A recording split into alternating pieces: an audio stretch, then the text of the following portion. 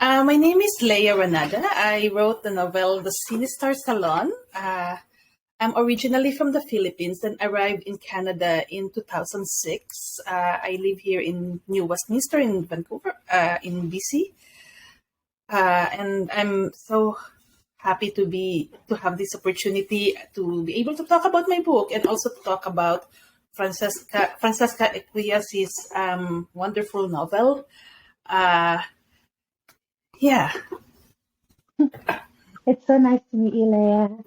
Even though it's virtually, it's really an honor. Mm-hmm. My name is Francesca, ekwuyasi, an artist and a writer, born and raised in Lagos, Nigeria.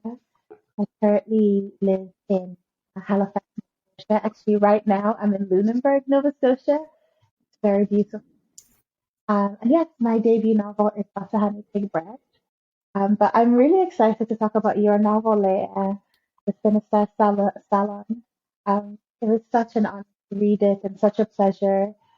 My favorite kind of fiction where it's very character driven and just like really sensual with Sophia traveling back to the Philippines. It was just really cool to be on the journey with her, and I felt privileged to be able to see through her eyes. So thank you for this beautiful book. Also, it's such a stunning cover. Yeah. It's so beautiful. All the little details, her earrings, the beads in her hair. Yeah. I love beads in hair. So Thank you. Thank you. Yeah, the cover was designed by Kate Hargreaves. She's a wonderful artist who's been working with, a lot of titles with US Press. So yeah, I'm quite happy with it. Thank you. Yeah. So yeah, I really had a great time reading Butter, Honey, Pig, and Bread. Whenever I'm talking to people about her book, I'm mixing up the ingredients. Pig, bread, honey, bread. It's like it's just like, but yeah, I think it's really what you really did here special. Because you're talking about two sisters, and I have an older sister. She's not a twin, but the bond is really different when you have a sibling who's also, someone who understands you really well, and you have this shared history together, and most importantly, kind of the how you navigate love and conflict, as you're growing and evolving. And it's also such a delicious read. There's a lot of, not only that you talk about food, but you also talk about how it's prepared and, the work that it takes to make it delicious and, all those. And I was Googling them as I was reading. It's like, I have to know what this is before I move. Like mom, I probably won't pronounce it correctly. Mom, why? And there's another one that's made of beans and, I'm the type of person who eat all kinds of food. So I'm really curious to look into Nigerian cuisine now. thank you. I'm a fan of Filipino cuisine. I just got a book, actually a cookbook called Filipinex. I think it's called Filipinex, and I think dishes from the diaspora, something like that. Yeah. So I can't wait. I made this flan with a friend, with grapefruit. Anyways, I'm a huge fan of Filipino food. Can't wait to learn to make Here. them. Oh, I'm sorry. Did you say something? No, I'm just saying, I'm glad to hear. Thanks. Oh, yes, yeah. So I know that you started writing the Sinister Salon in 2013. I also started writing Butter Honey Pig Bread in 2013. I'm just wondering what was going on in your world at the time, and I guess what what made you start writing this? Did you know what you were doing, or did you have an idea, or did you just start?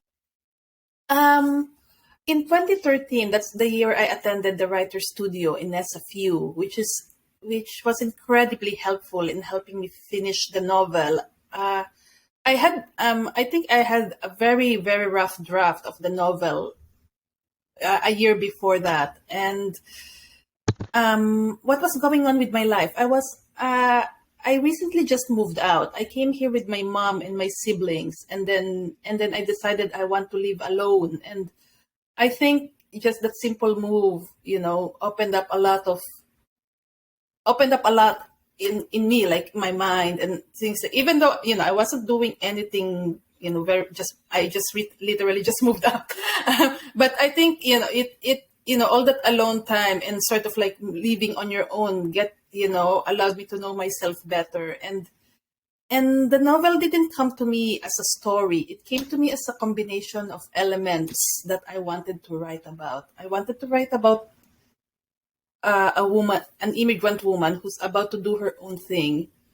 I wanted to write about debt of gratitude. I wanted to write about, about friendship and money and then this is, I just, pieced those together, and then the story sort of came from that. Yeah. How about you? What was going on when you wrote butter, honey, pig bread? Well, I'll answer the question, but I think there's something. You said you had just moved out, and I think there's something about that energy of striking out on your own, and also the a lot of alone time. I find solitude to be so potent for creating, and it makes sense to me that like you started writing it, or that it was coming more together as you moved out. I think there's a confidence there, at least Yeah, for me. yeah, Yeah. for sure. Yeah, I think your identity is different when you're a person living with someone and when you're a person living alone. Yeah. Yeah. Yeah, I agree. Um, oh yeah, so in 2013, it was the opposite for me. I had just moved back home. I Okay. had been living had been living in the States for my undergrad, and my visa ran out. Speaking of immigration, I'd worked, sorry, gone to school and then worked, and it was time to leave, and so I left. And I was back home in Nigeria, not really sure what would I would do. I knew that I wanted to moved back to North America and had actually already applied to grad school in Canada. But there were so many steps to having that come to be, like getting a student visa, paying tuition. Like there's many steps. Like in where I'm from, in my experience, applying for a visa is not always straightforward. Um, so I didn't know if I would get it, and I'd always loved to write, and I'd always loved to read, and it felt I'd only written one short story before and it wasn't published, but it was such a fulfilling experience to do it, to get it out, to even finish it and force my friends to read. Yeah. um, and yes, I was back home and I was reading a lot. I went back to my childhood library and just reread a lot of books I loved, and I had an idea similar to you. The things I wanted to write about were like twin relationships, or like what when there's discord, or something comes between people who are the closest possible that Mhm. two people can be. I wanted to write about Obanje, so this sort of mythological being in Yoruba folklore, sorry, in Igbo folklore. Mhm. Yeah, and I also wanted to write about death and food, uh, and it all came together. So yeah, that's what happened. My life felt I didn't know what was going to happen. I felt a bit lost, but I was home. Yeah. That felt good. So it's a bit like I guess the novel helped you found a ground or ground you in a way while you were Absolutely. trying to figure your next move in life. And yeah. Absolutely. Yeah. What was the publishing experience like for you? um Well, only as much as you want to share. um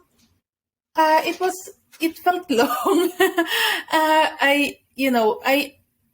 I had a I made a conscious decision to write a novel into 2012, and I said I just want to see if I can finish one. And then when I did finish it, around I think I started pitching around 2015, and I was researching agents and trying to see who is the best match, because you can find these things what they're looking for. And my estimate is that I did over 100 submissions.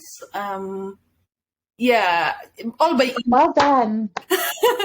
Well done. That's commitment. Well yeah, done. and then I ran out of agents, and I said I'm gonna go straight to publishers, and then I pitched Newest Press I think around 2019, and then I heard back from them around the beginning of the pandemic, which made me so happy.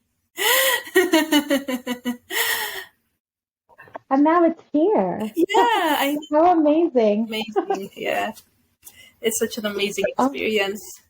Yeah. Did you how was your journey like? I'm curious. so it took me a long time to write the book because, eventually I did get the student visa and I was able to come to Canada and, as a graduate student. So in that time, I was just writing sporadically. And I didn't have a clear direction for the story. So I returned to short stories, which I love. Mm-hmm. And again, it was another immigration thing that made me submit to publishers. My work permit wasn't renewed at a certain time. I think it was 2018. My work permit wasn't renewed, and I was like, oh no, why does this keep happening?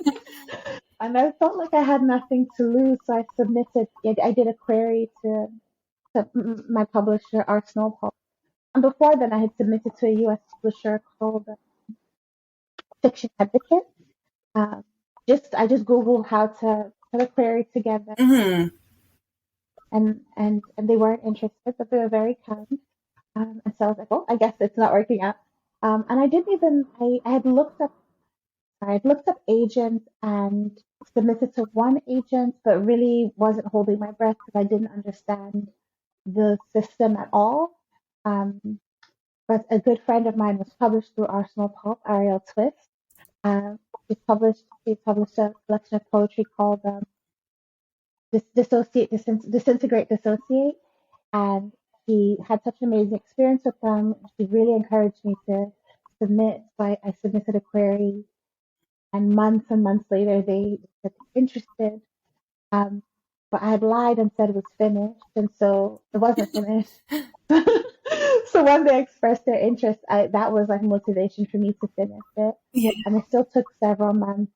Um, so yeah, the process was I feel very, very lucky because it felt like the setbacks in my life were the things that um, allowed me to be brave and allowed me to like take opportunities.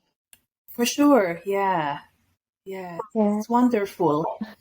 Yeah, it's a lot, it feels like a lot, right? The things that people think that when you're a writer, you're just writing and you're going to submit, but it's a lot of work. And trying to get people to publish your work and having to um yeah, I wonder. The rejections have been more than the acceptances, but like in terms of submitting short stories on submittables, you can if you ever use submittables to submit Yes, I online. do. Yeah, Yeah, my rejections are just a lot more than my that's acceptances, true. and that Yeah, and I guess people don't necessarily realize that. Yeah, that it's yeah. yeah, You have to get used to a lot. it's still worth it though because that's the funny thing I find about all art, in my opinion.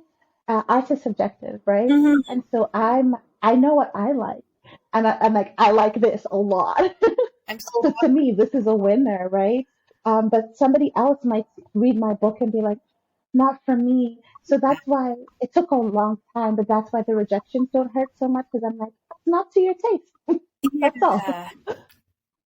Yeah, for sure. And when I was still pitching agents, there were a few who requested the full manuscript because, first you submit like 5 or 10 pages, whatever it is they're asking, and then they'll ask for full, and I'm like, and then you'll never hear back, or they'll hear back, you'll hear back and say, sorry, it's just not for me, or they'll give a little feedback about maybe the family, they'll say something nice, and then they'll also say why it didn't work, and yeah, I mean, at the beginning I was still optimistic, but after a long time, I came to a point when I just said, okay, I'll just keep submitting, but I'll start a second book just to shift my energy. And Yeah. yeah, it almost as if when I stopped expecting, that's when the publisher arrived, and yeah, I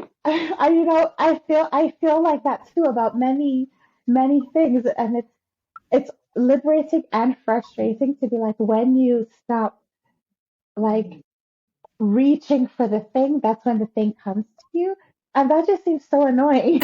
Yeah, It's like I want a thing. That's why my energy is reaching, yeah, but then apparently if being patient and blah blah blah, then it'll come I know. anyways. Oh boy, I know. Yeah. So I wonder if you can talk about, when it eventually got accepted by a publisher, how, you can talk about the editorial process, or how was your editor like, and the process like? I love my editor so much. Her name is Shira Rose Belinsky, and I really like when I received my book deal.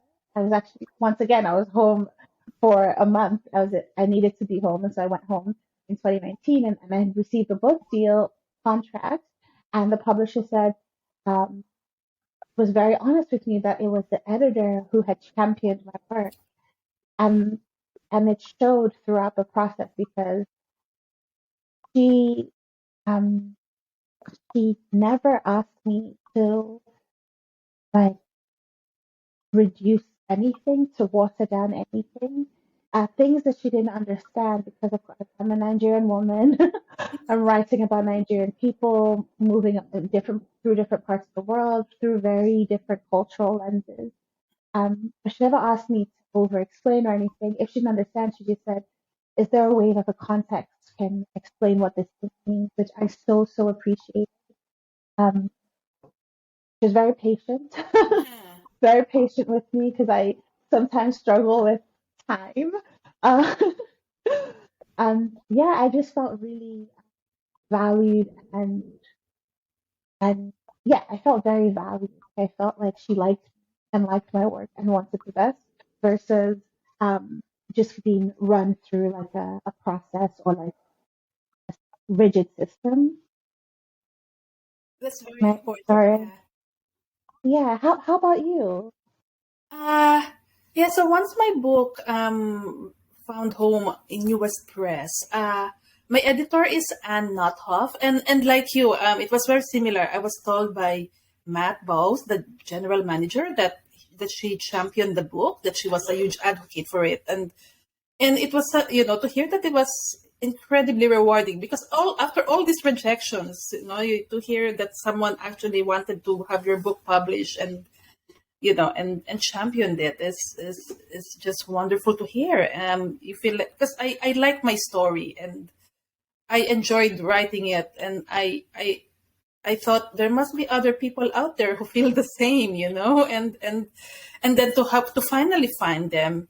Yeah, and I find that, because I hear horror stories about editors, and about how, maybe they'll have tendency to micromanage, and that wasn't my experience at all. I felt like I had plenty of freedom, and um at first we started with like a macro edit, like she told me about things that maybe, that can be pared down, or things that can be, expanded more, and then, yeah, I didn't receive, and I know that if I ask, I'll receive it, like kind of like very specific instructions. I sort of like, the first round of edits, like, this is my opportunity to remove those cheesy things I don't like, and Yeah.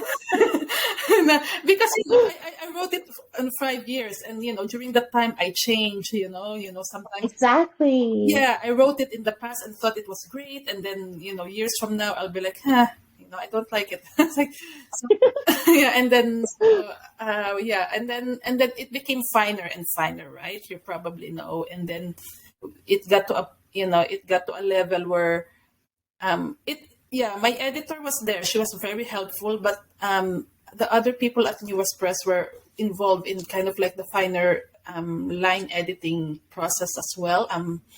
Mhm. Yeah, they were asking me about, is it true that there's a 1 liter bottle of Coke? Because it's usually 2 liters, and I, it was kind of insightful to me. Oh yeah, I think that's only in the Philippines, is it? Or, yeah, we do have a 1 liter bottle, and I do not know why is that, but yeah, it's sort of like I think we have that in Nigeria too. That's how I chipped my tooth as a kid, drinking a one 1 liter Coca-Cola in a glass bottle. Yeah, it didn't occur to me that, oh yeah, they don't have it here. It's usually 2 liter. Yeah, right. And then Yeah. yeah, and then Yeah. yeah, it was fun. It's the process of it. I'm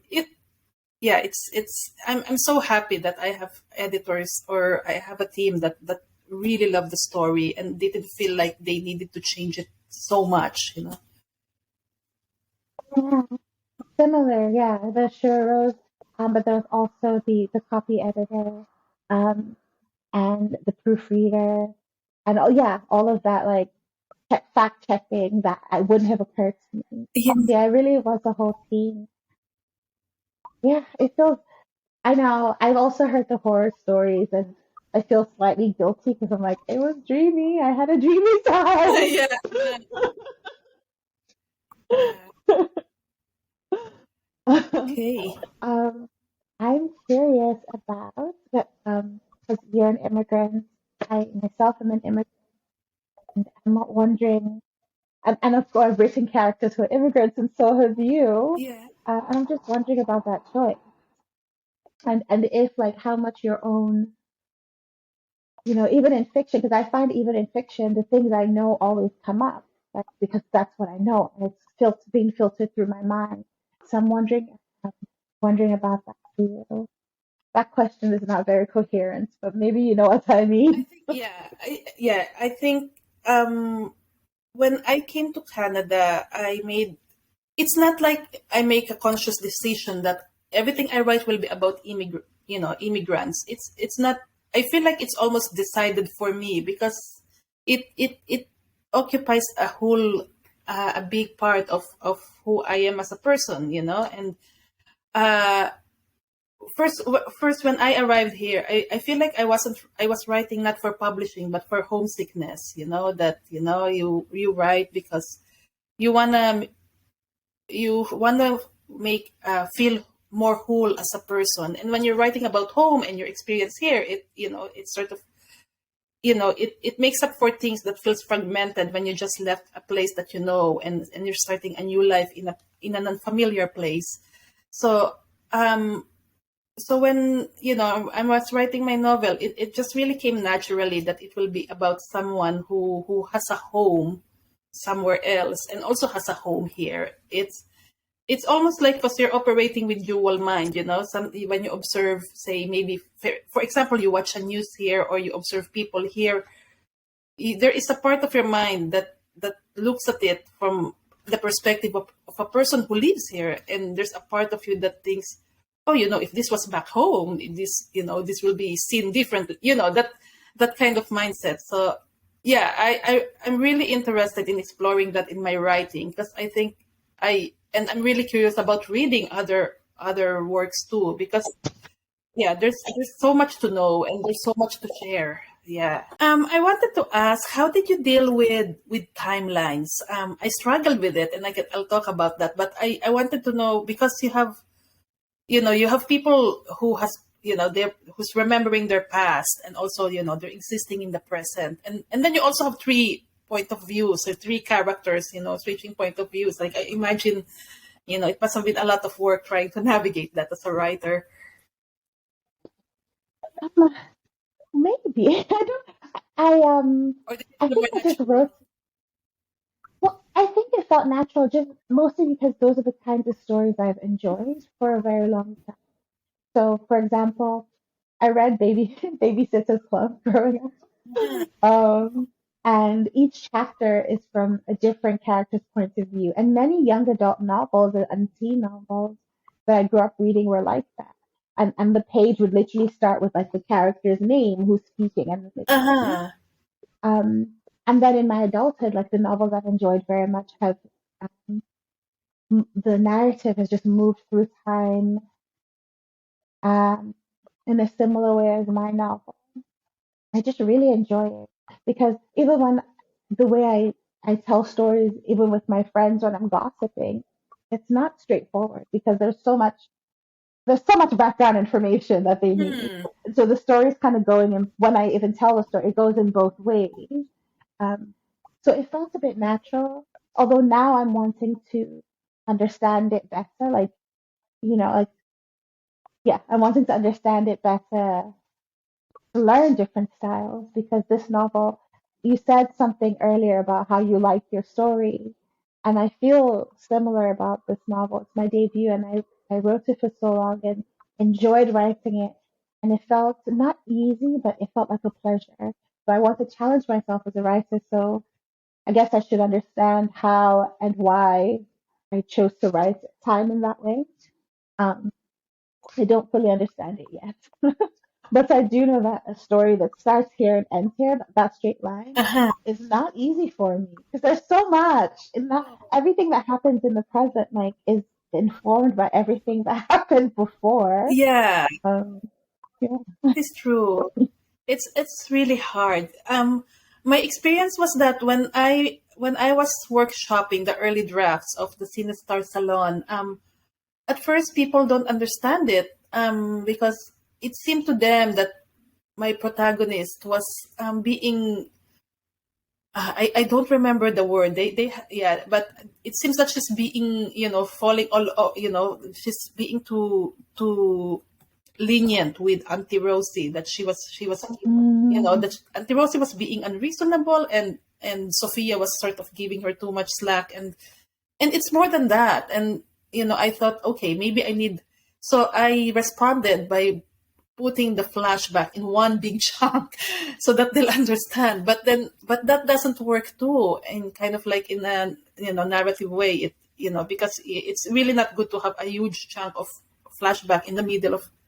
Yeah, I really struggled with it, and it took time for me to find how to piece together, like how to work with flashbacks, and how you need to create a hook so that you can reveal maybe this part of the past and then go back to the present so that people stay mhm. engaged, and then make another hook so you can reveal, and then yeah. So it was that was one of the hardest part for me when I was writing the novel, because I wanted people to understand that there is a special bond, but at the same time you can't impose the entire past on them, like sort of early on in the novel. And Yeah. yeah, there's What helped?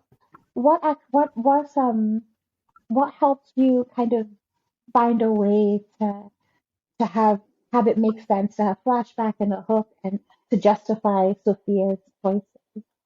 uh I don't, I think it's a combination of things.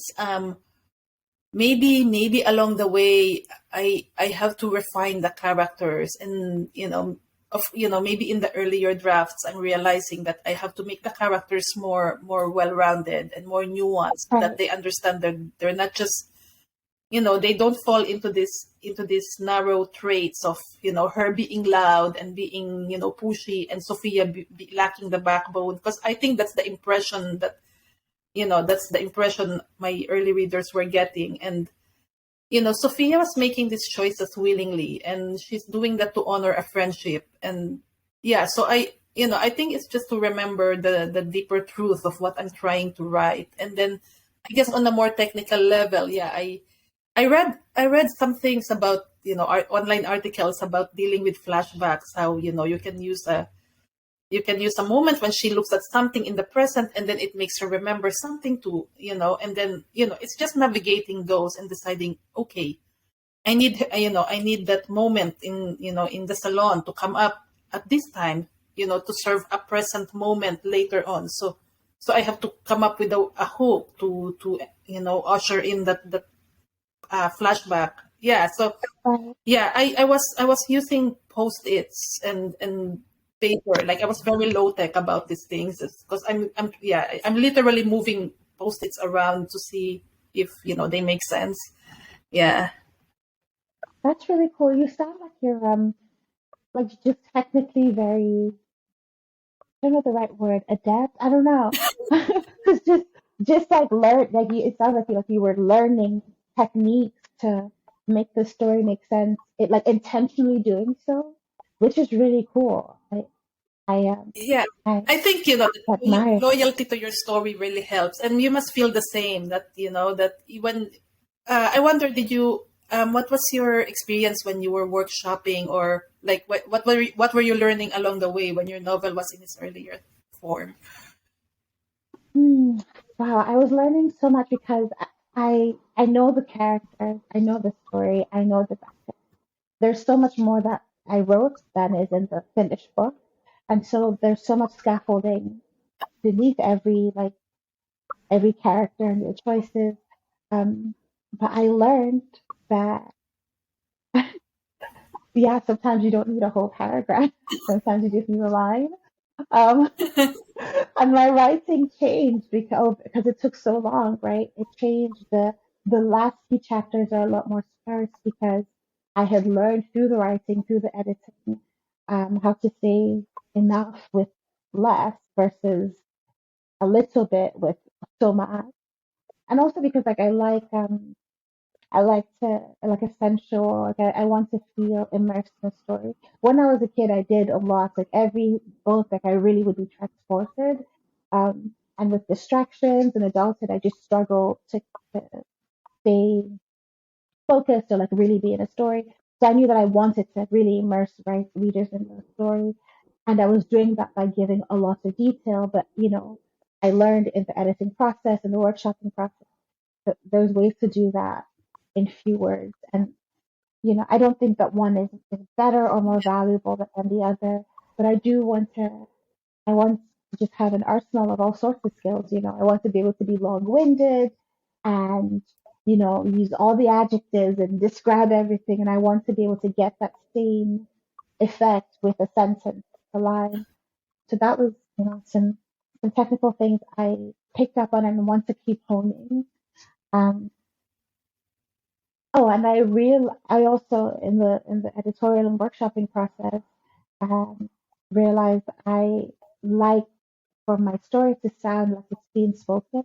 Mhm. There's like a there's a casualness, informality, and just like intimacy that I want to have. I want in general, and also this will change the specific stories, but in general, I just want it to sound like you're being let in on the Yeah. gossip or being let in on something. And so just I don't know the right word, but like a style where it sounds like you're hearing it from somebody you know. Yeah, it's very intimate. Yeah. Yeah, it makes. So I find the same about yours as well. Like I felt very close to Sophia, um, and also I felt very loyal to Sophia. Yeah, like reading this, I think you've done the thing I was trying to do. Oh no, yeah, I think when yeah, I was I think when I was reading your book, especially well, first of all, it's a lot to manage, three characters with three different thoughts, and all their, I guess, their past, and all the things that they're managing. I guess I wanted to go into that question about the perspective, and there's even, I'm realizing now, I realize, you know what, I didn't even realize until towards the end of the novel that some of them are being told in first person, and then Taya was speaking in first person and the others in third person. Like, I think it was that seamless to me that I'm just experiencing their experiencing, that I sort of didn't pay attention to the POV or the point of view. So I'm curious about how you made your choices. Like, why is Tayo first person and the others, and then yeah. Yes. So, um, in the story, Candy, the younger twin, experiences something really, you know, quite devastating. And from my understanding and experience of like how trauma can affect people, especially that kind of trauma, especially at that age, it's like a need for control. And like, what more control can a person have than to be in Hmm. charge of their story? And so, Candy's story, she's only letting you in on what she wants you to. Everything that you read from Kanye's point of view is like that character is sharing only what she's willing to share. And I wanted the opposite for Tai, just more of a less boundaries. And so shameful things about Tai. You know her secrets, so to speak, because there's more of I wanted to have more of an omniscient perspective of this character. that struggles with boundaries and struggles with like immense loneliness and is looking for connection. So that was those are the choices for the twins. And then for the mother, Cambirina, it was a mixture of both, because this is a character who believes that she's straddling two worlds, her spiritual, like her belief about her spiritual identity and her, like the fact of her being a human. And so there I kind of mix the two, where mostly it's you're hearing about her, and then at a certain point you're hearing from her. So yeah, those choices weren't clear. I didn't make those choices intentionally at first, but they became clear to me during the editing, and I committed to more during yeah. Yeah.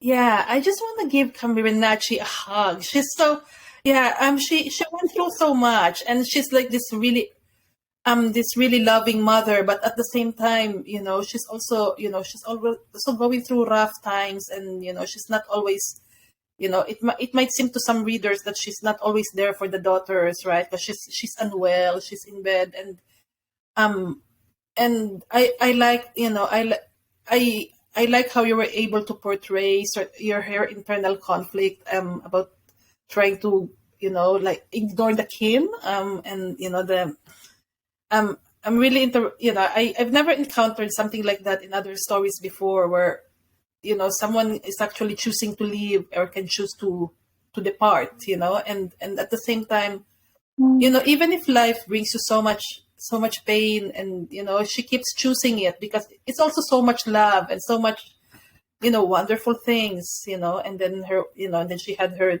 her twin daughters, and then she's wanting to make sure that even though she's not always there, like in a sense of like being a very hands-on mom, she wants to, she felt the instinct to stay on, so that, to make sure that, they see their way through, and sort of reconcile.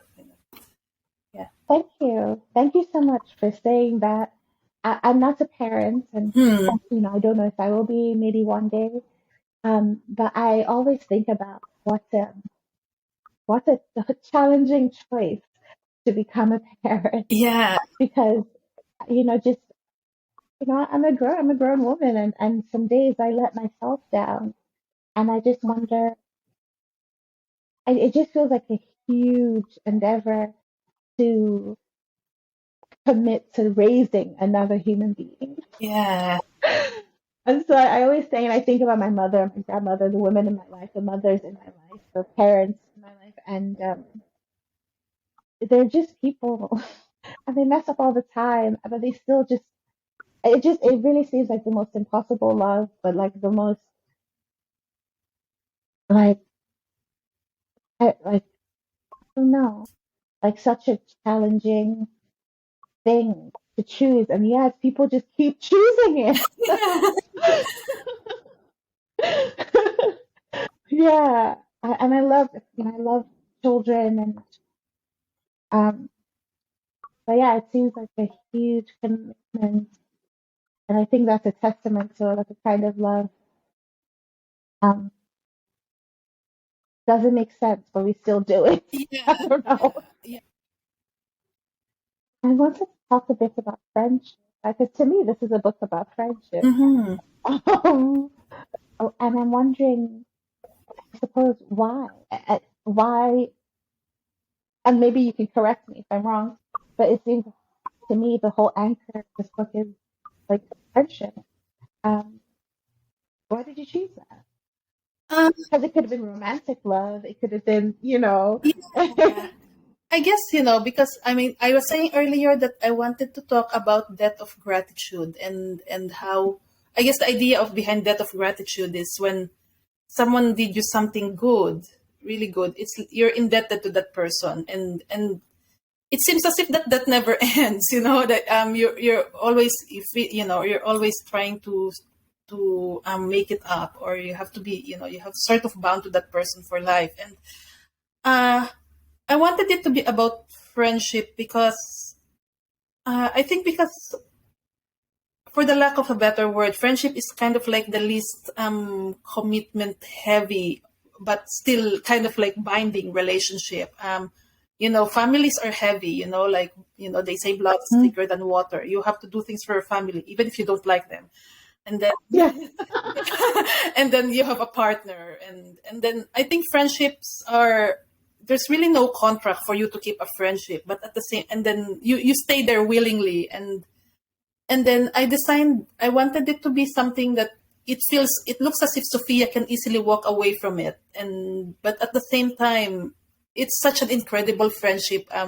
Auntie Rosie was very, very influential. She helped her choose her career, that she helped her sort of like assert herself to go through, to choose it.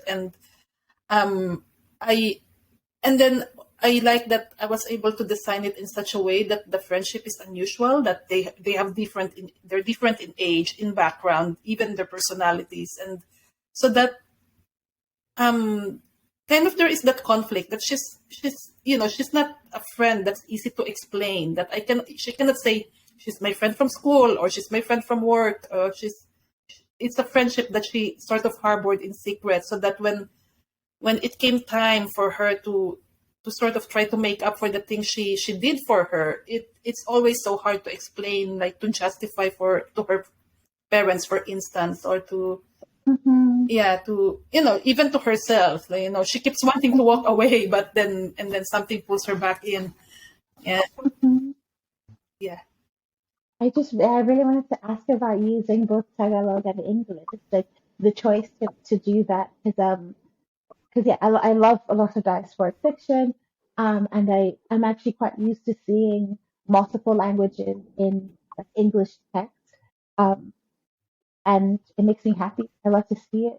I'm just wondering your experience doing that, the choice to do that, and how your editors have supported that. Yeah.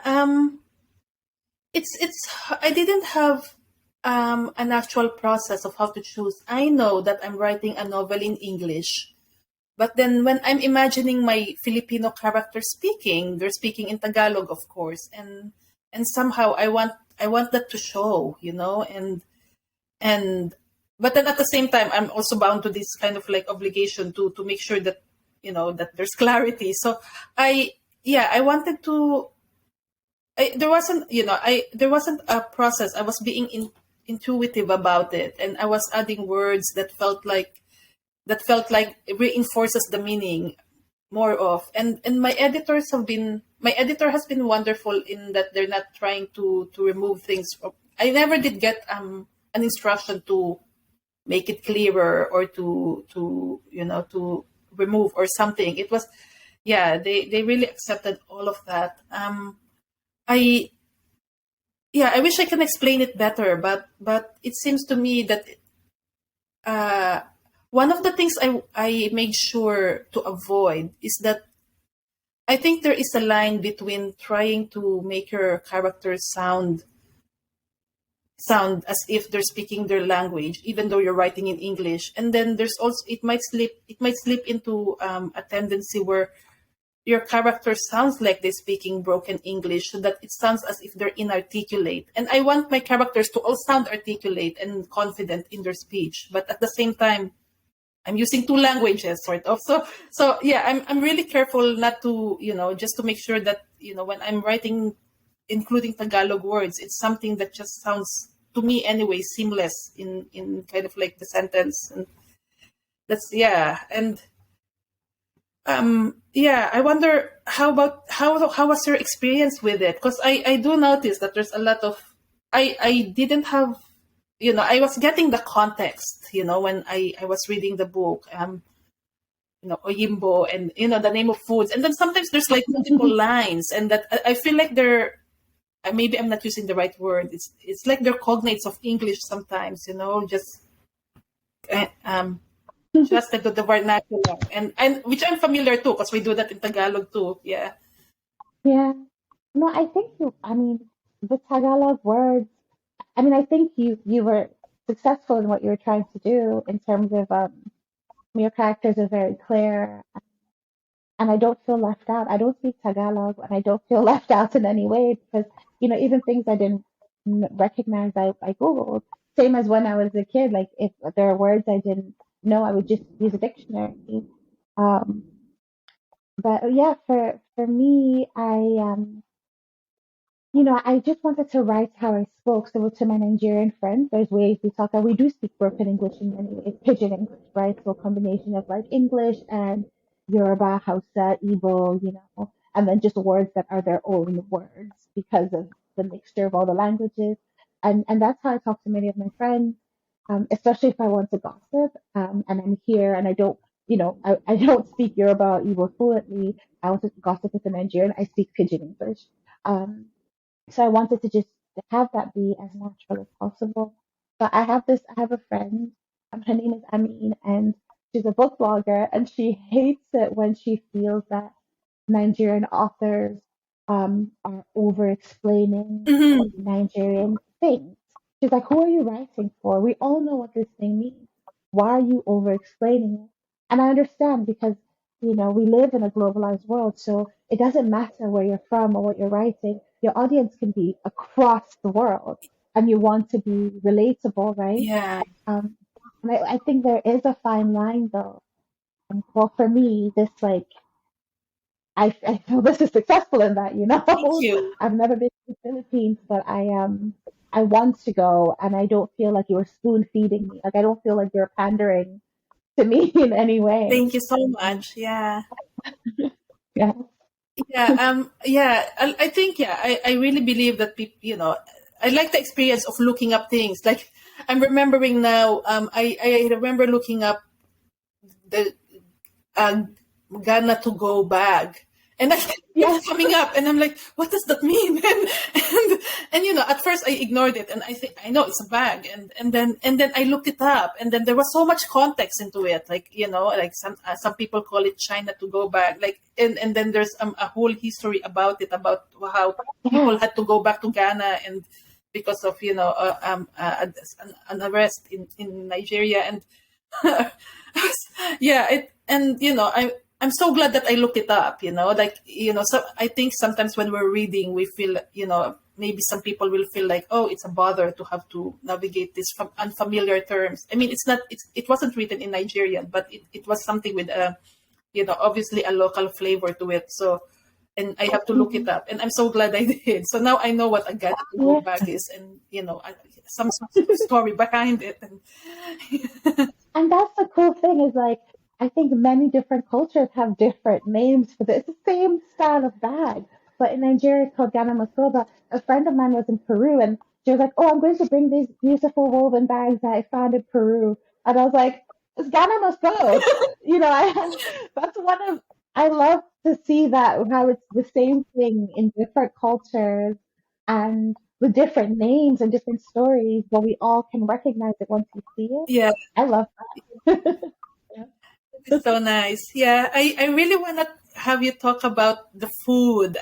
Yeah, it's not only that you talk about the food, you talk about how it's prepared, because it came out naturally because Taya is a cook, right? She's a trained, she trained for it, and I think just it feels like, it not only that it serves, for sensual kind of reason, for sensual delight, but also I think the characters were using it to navigate something, and I'd like you to talk more about that. Yeah, absolutely. I love food writing, food TV, and all that. So when it was clear to me the kind of character that Taye was, because it wasn't really clear for a while, and when it became clear, I was like, oh, this is wonderful. Food can be her language because she's not a very talkative character. Hmm. So food can kind of become her language to communicate, to whatever, to whomever. Um, and I mean, it was just a pleasure. It was a pleasure for me to research recipes, to write them, to like really, I had to close my eyes and imagine doing the motions. Sometimes I bought food and tried to cook it so just to know what it would feel like What so is I the could best write it. process? Yes, it is. Oh, yeah, it is. Um, and yes, like it was for me a hook to anchor readers into kind of entering their bodies and imagining. So that's my favorite thing to do when I'm watching TV or reading or listening. I want to feel. I don't want it to just stay here. I want my mouth to water, I want to dance. I want to really feel Mm-hmm. like my whole self is being invited to the experience, and so food was a really cool way to do that. And other authors, an author I love, their name is Candice Elo. Their debut novel is called um, Everybody Looking, and they do that. It's a novel in verse, so it's like a novel in form of poetry. Um, and they do the same thing of like essentially hooking readers through dance, because the main character is sort of learning who they are through learning to dance, and that becomes a big part of the story. And I think, yeah, dance is a cool way to do that. And in one of my favorite books, Open City, the author does that in many ways. One with like art, but also with like history, just like and it's not gimmicky. It's kind of a real life thing that we can feel connected with, and then that helps us feel connected to the story. Anyway, all of that to say, I love writing about food, and I'm glad that it worked. Yeah, and I love reading about it too. Yeah. Yeah. Um, I wonder. Yeah, I guess we both wrote about families and chosen families, and yeah, like I wonder, did you glean from personal experience when you were writing the book, or like I mean, of course, some for to some extent we all do, but yeah, I just wanted to know how did it influence your story and Yeah, absolutely. So, yeah, I feel, and I moved to Canada in 2013 in the fall by myself, and I don't have any bio family here. And over the years, I have developed relationships and friendships that have become family. And it's different. It's different than the family you're born into. It's like you choose them. yeah, So like you choose the people you want to spend time with. There's something very empowering yeah, about that. But I felt very taken care of by my friends yeah, in a way the families take care of each other. So, and I think for lots of queer people, that's just the truth, especially queer people um, who can't necessarily go home, mm, or like people who, for whatever reason, who they are, their identities make it unsafe, or people just who have hard family dynamics that they don't want, yeah, you I know. know, They find other people that will become family, and so that became true for um, Bataille very much because she was traveling a lot and alone and very lonely, so she took her friendships very seriously. Or she tried to. She struggled a bit with like uh-huh, I um, know, healthy friendships, but eventually, like she took her friendships seriously, and that was gleaned from my own experience of yeah, when it comes down to it, who around you is taking care of you, and who are you choosing to take. yeah, yeah. Taya is she just goes through much, so she goes through so much heartbreak, I find. And yeah, but Yeah, it's her process of trying to I guess to deal with what happened in the past, and how it's like how to accept herself too, when I guess her sexuality is evolving, and yeah, yeah. And I think people, and maybe I'm wrong, but I think people who put their hearts out there, it gets broken because we live in a broken world. So, mm, but I don't think it's a bad thing. I think it's actually like you're alive. You're like stretching through your life and like really living fully yeah, if you are able to give your heart even when it's been broken. Um, uh, but I think this is connected. I know that you work with a mentor, and I just wanted to ask about that relationship because like that to me is like a different kind of chosen family in an intense way too because it's your art. You're trusting somebody with your art. Are you comfortable talking about that? yeah. So I think my first mentor in Canada, her name is writer Hiromi Goto. She was the writer in residence in Vancouver Public Library in, I think that's 2008. And at the time I've only been in Canada for less than 2 years, and I've been writing, but just writing for my personal reasons, right? Like trying to find a home. And then when she had that workshop, I think the workshop is geared towards Filipino Canadian youth, and it just feels so very targeted towards me, and our community. And it made me, I think it opened up the idea that I need to be putting my writing out there. It's because we don't see it a lot, and also, and even though there's plenty of Filipinos here, here in BC anyway, but I think all in throughout Canada, it's also more. But yeah, it just, I think she was very helpful. She was very influential in making me realize that this is a worthy pursuit. It's not just. Of course, it's good to do it for your personal reasons, but it's also good to put it out there to help inform a narrative about who we are as a community.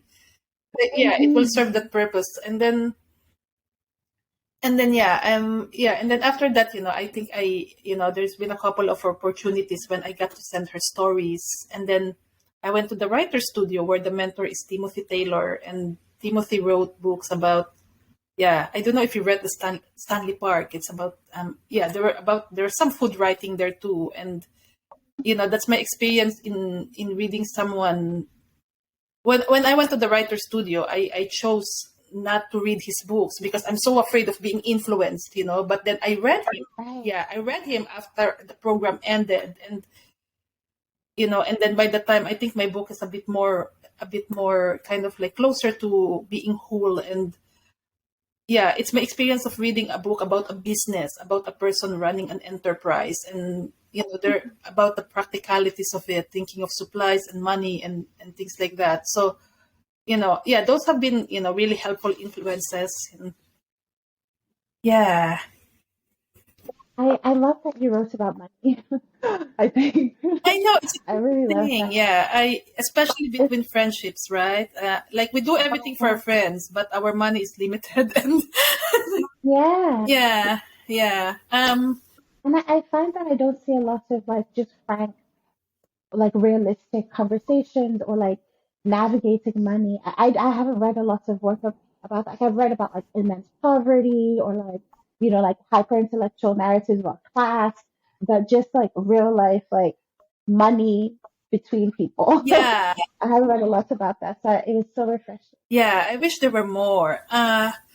And then I think, one last thing. So I just wanted to hold your book up. I think the cover is gorgeous, and I just wanted to ask how the work, how like how the cover was decided, because it's very Yes, nice. And I love this. I love this because for years, I followed the artist. Her name was Brianna McCartney. okay. Yeah, she's Trinidadian, I believe. And I just followed her Instagram. She does, at the time, was doing a lot of twin imagery. These beautiful portraits of like very dark skinned people. They were like blue people, in fact, with like constellations and flowers and just colorful imagery. And so even before I had submitted a query to the publisher, because I'm someone who I dream and I visualize and I like to write my ambitions out and I just like to, have a vision. And I had a thing on my Instagram, like potential book cover artist, Oh wow! Oh, potential book cover. that's Yes, good. I and it love was you. her work. Yeah, that's visualization at its finest form. Ye- Oh, wow. Yeah, because Yeah. I didn't think of book covers until it was time to think of it. So I was like, yeah. I thought of book covers. I thought of the last line. I thought of what I would say at my first interview. I was like, this is my dream. It's going to happen. I don't know how. I don't know how, but some way, somehow. So the artist was before the book happened. She was on my mind. So when the publishers, when Brian Lamb, the publisher at Arsenal Pulp, when he set the contract, eventually we had a conversation about cover art, and I was like, these are the artists I want. This is my number one. And I reached out to her, and she was into it. Her work is so striking. She's done a number of book covers. Like if Uh-huh. you Google Brianna McCartney, yeah, she's done a number of book covers. yeah, I'm so happy. And then Yeah, it's such a beautiful you shade know, too. Like orange is nicely. It's like a sunset. Correct me if I'm wrong though, but yeah, that's what it makes me think of. yeah, and then the Arsenal Pulp book designer used her art, and and then she designed the rest of it. And Jaden, I believe. Oh, I might be saying the wrong name. But there's a book designer, Arsenal Pulp.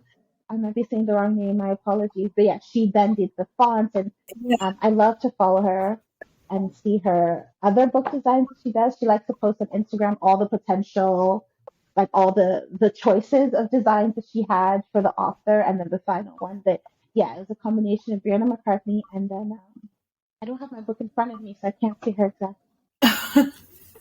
I should have been prepared for this. no, it's okay. But Yeah, yeah. Brianna McCarthy, Jasmine Welch. Yeah, Jasmine Welch, yes, yeah, yes, Jasmine. But I'm again another person that was so patient with me because sometimes I have a specific idea and I'm like not interested in other ideas. But she was so patient and she was like, "I promise you, this is a rough draft. I know you're panicking, but when you see the final thing, you'll like it." And I do. I adore it. I feel so lucky, yeah, so lucky. Yeah. yeah. It's very strange because it's orange, but it's very calming, which is a strange combination of adjectives. But yeah, so, yeah, I know what you mean. Yeah, orange and yellow are like agitating sometimes. yeah. Leah, it's such an honor to meet you. Thank you for this conversation No, no, and for this it's book. wonderful. Yeah, thank you so much for writing the book, and I'm so happy to have the opportunity to have the book choose me in a way, because there's so many wonderful books out there, and we can possibly have the lifetime to read all of it. But I'm glad that Exactly, this yeah. came to my hands, and yeah, the characters really feel alive to me, and I love them. Their pain is my pain, and yeah. Thank you so much for writing such a beautiful story. Thank you. I hope you have a good day at work. Everyone stay safe. Yeah, you too. Yeah.